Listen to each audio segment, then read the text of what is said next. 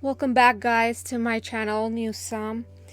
And I hope you enjoyed the previous article, the one that I did yesterday. And today, we're going to talk about unemployment benefits in these current situations. So last week, another 2.4 million Americans had filed for jobless benefits for a total of 38.6 million in the past 9 weeks. Now, the good news is that as states let businesses reopen, many of the people should be able to get back to work. But according to a new economic working paper, most of the people have little reasoning to, because it was found that 2/3 are becoming more unemployed with enhanced unemployment benefits. Now, the CARES Act that has increased normal state unemployment benefits by $600 a week, which compares to $15 per hour wages. Jobless payments change by state, but most replace from a third to half of a worker's previous earnings.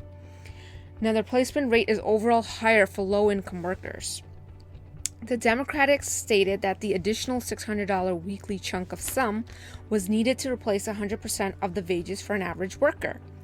They also said it will be too technically difficult to make payments to secure workers, as they would not make more by not working. And of course, Republicans, they went along and they hurried and they passed the coronavirus relief, but the new University of Chicago study is showing that it was a real big mistake.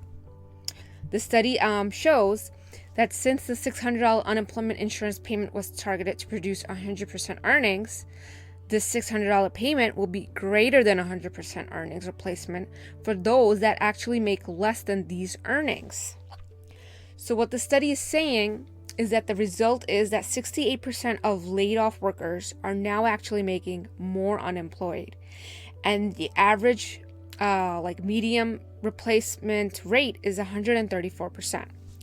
So 1 in 5 unemployment workers will be actually making twice as much by not working, while the bottom 10%, which are generally part-timer people, they will be getting 3 times more the pay. So the economists also analyzed benefit differences by state and industry. They estimated that the average laid-off retail workers now make 42% more unemployed. Janitors working at businesses that remain open do not really receive any hazard pay, while the unemployment janitors who worked at a business that are now shut down can collect about 158% of their initial wage. So the laid-off workers are getting even a better fare in states with higher normal replacement rates. In 37 of the states, the average worker will make at least 41% more by not working and staying at home. In New Mexico, half of laid-off workers will make 77% more. Wow. So now as states gradually lift their lockdowns, businesses are trying to reopen. Many are struggling to rehire those workers because they cannot take part with these increased jobless benefits. It's really hard to compete with them. The CEO of Booking Holdings, Open Table and Kayak, who is Steve Hafner, he said, a lot of people are making $1,200 a week doing nothing, and that's a good pay. Now, the small businesses must spend 75% of the Paycheck Protection Program loans on payroll to qualify for forgiveness. The $600 weekly raise will expire this coming July 31st, but Democrats are actually pushing to extend it through January. But the Senate Majority Leader Mitch McConnell on Wednesday said he will go against this, and he suggests so should President Donald Trump. The recovery after the coronavirus will be slower if businesses cannot find workers. Some grocery markets have actually handed out bonuses, and even Amazon is paying double overtime to attract their employees. But many of the businesses cannot afford to increase the pay just to compete with these unemployment benefits.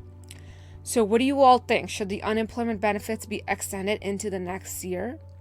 And what else businesses can do to get back workers? Let's see. Hopefully it works out for the best for all of us. Thank you, guys. I hope you enjoyed today's article.